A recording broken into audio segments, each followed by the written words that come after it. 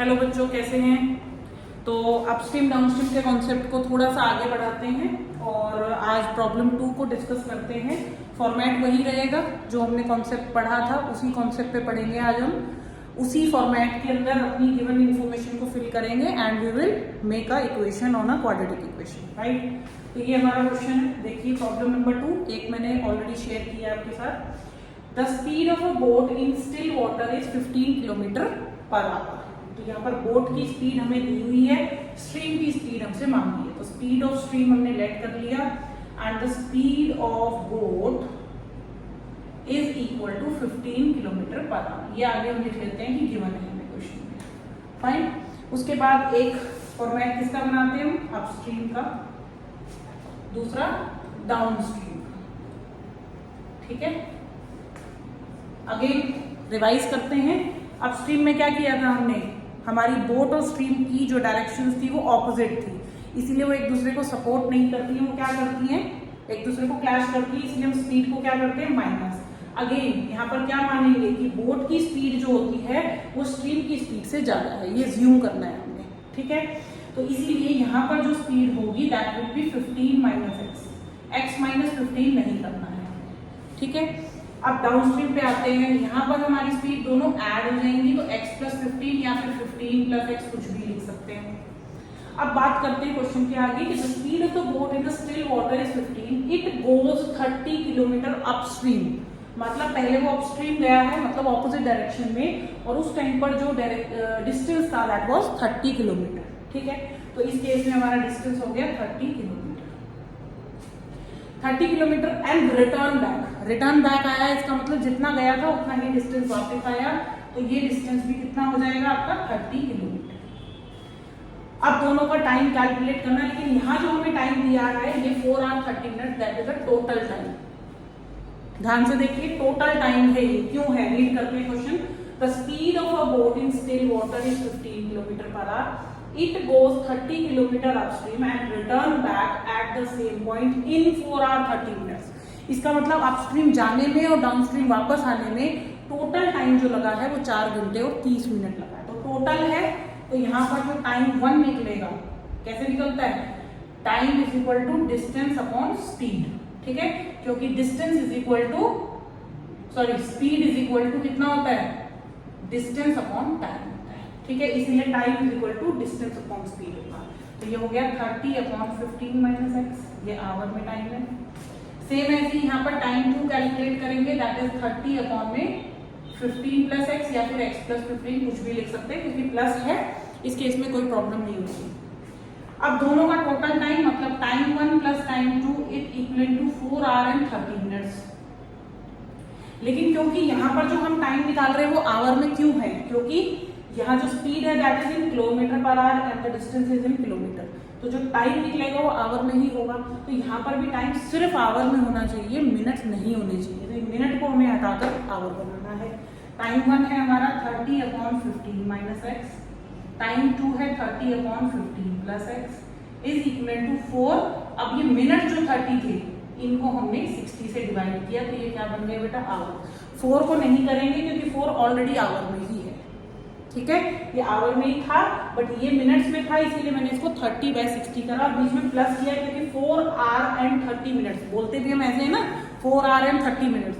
तो 4 hour and 30 minutes का मतलब है 4 घंटे और 30 मिनट। तो 4 घंटे पूरे ले लिए, 30 मिनट को हमने आवर में कन्वर्ट कर दिया। इसको आप कैंसिल आउट करके 1/2 भी लिख सकते हैं। यहाँ से कैलकुलेशन में आगे बढ़ रही हूँ। 30 divided by 15 minus x plus 30 divided by 15 plus x is equal to 4 plus 1/2। 4 plus 1/2 को मिक्स फ्रैक्शन भी लिखा जा सकता है, साथ ही साथ एलसीएम लेके भी आप सॉल्व कर सकते हैं। इससे पहले हम लेफ्ट हैंड साइड में 30 कॉमन लेंगे। प्रोसीजर आगे का सेम ही है, लेकिन प्रीवियस क्वेश्चन के अंदर हमने क्या किया था, दोनों टाइम को सब्ट्रैक्ट किया था, और तब मैंने आपको बताया था इसका टाइम ज्यादा होता है। हमेशा अपस्ट्रीम में जो टाइम कंज्यूम होता है वो ज्यादा होता है, जबकि डाउनस्ट्रीम में कम होता है। ऐसा रीजन क्या है इसके पीछे, कि अपस्ट्रीम में दोनों स्पीड एक दूसरे को सपोर्ट नहीं करती है, क्लैश करती हैं, इसी वजह से वहां पर टाइम ज्यादा लगता है। जबकि डाउनस्ट्रीम में सपोर्ट होता है, इसी वजह से स्ट्रीम जो है वो हमारी बोट को स्पीड के मामले में क्या करती है, हेल्प करती है, ठीक है। जैसे कि आपने कभी कभी देखा होगा ना कि रेनी सीजन में पानी बह रहा है रेन का, और हमने वहाँ पर एक कागज की एक बोट बनाई और उसको ऐसे चला दिया, तो वो बिना किसी स्पीड के ही चल जाती है। तो वो किस स्पीड से चल रही है? वो स्ट्रीम की स्पीड है, पानी की स्पीड है, जिसकी वजह से वो बोट चल पा रही है। ठीक है, तो यही वजह है कि यहाँ पर डाउनस्ट्रीम के केस में हम स्पीड को ऐड करते हैं। मैं दोबारा बोल रही हूँ ताकि ये जो प्लस माइनस है ये गलत ना हो, क्योंकि इसी पर डिपेंड करता है आपका इक्वेशन। आगे बढ़ते हैं, ये 9/2 हो जाएगा। ये 9/2 कैसे आया बेटा? एलसीएम लिया है हमने, 1 और 2 का एलसीएम 2 आया, ये 2 इधर क्रॉस होएगा, 4 2 8, 8 + 1 = 9, तो 9/2 हो गया, राइट।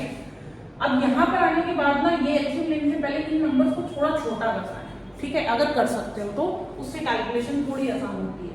जैसे कि 30 का मतलब 30/1 है, यहाँ 9 है या 30 है, आप इसको ऐसे आमने सामने भी कैंसिल कर सकते हैं, थोड़ा सा आसान हो जाएगा कैलकुलेशन करना। यहाँ 10 रह गया, अंदर एलसीएम लेंगे। यहाँ पे मैंने आपको बताया था कि यहाँ पर हम आइडेंटिटी यूज कर सकते हैं, a - b and a + b, a - b a + b = a² - b², right. यहाँ लिख देती हूँ a - b a + b = a² - b²। Class 9 की प्रॉपर्टी है ये, ठीक है। आई होप दिख रहा होगा आपको, ठीक है, दिख रहा है ना, ठीक है। तो ये a - b a + b = a² - b², तो वही आइडेंटिटी हम यहाँ अप्लाई करेंगे, 15 का स्क्वायर - x का स्क्वायर। ऊपर ये क्रॉस हो जाएंगे। एलसीएम में क्या होता है, जब हम दोनों को मल्टीप्लाई करके एलसीएम निकालते हैं तो इधर का डिनोमिनेटर इधर न्यूमरेटर में आ जाता है और इधर का डिनोमिनेटर दूसरी तरफ न्यूमरेटर में चला जाता है, ठीक है। कुछ कैंसिल होएगा, ठीक है, x से x कैंसिल हो गया। इस तरफ हमारे पास क्या था, 3/2, ठीक है। इस 10 को आप नीचे लेकर जा सकते हैं। 15 + 15 कितना हो गया बेटा, 30। 30 के साथ 10 मल्टीप्लाई भी कर सकते हैं, चाहो तो 10 को नीचे भी ले जा सकते हो, ठीक है।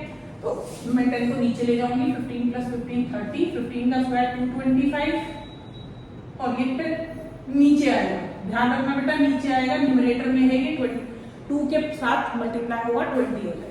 अब ये 3 और 30, इसको भी आप छोटा कर सकते हो।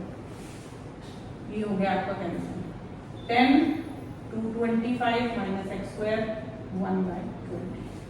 अब क्या करेंगे, क्रॉस मल्टीप्लीकेशन, 20 इधर मल्टीप्लाई हो जाएगा, ये इधर चला जाएगा, तो 10 के पास 20 मल्टीप्लाई हुआ, 225 - x²।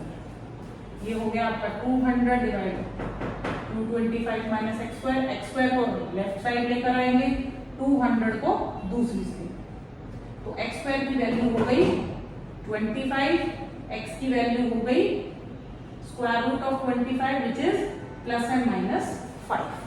तो ये x क्या निकला हमारी, therefore speed of stream is equal to 5 km/h।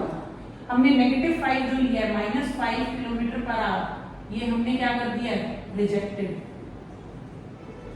क्योंकि नेगेटिव में स्पीड नहीं होती है, ठीक है। तो अब इस क्वेश्चन को आप ध्यान से पढ़िएगा, कैलकुलेशन पोर्शन देखिएगा और मुझे बताइएगा कि कहाँ पर किस स्टेप को और ज़्यादा एक्सप्लेन करने की ज़रूरत है, कहाँ पर आप कैलकुलेशन में मिस्टेक करते हो या कहाँ पर प्रॉब्लम आती है आपको।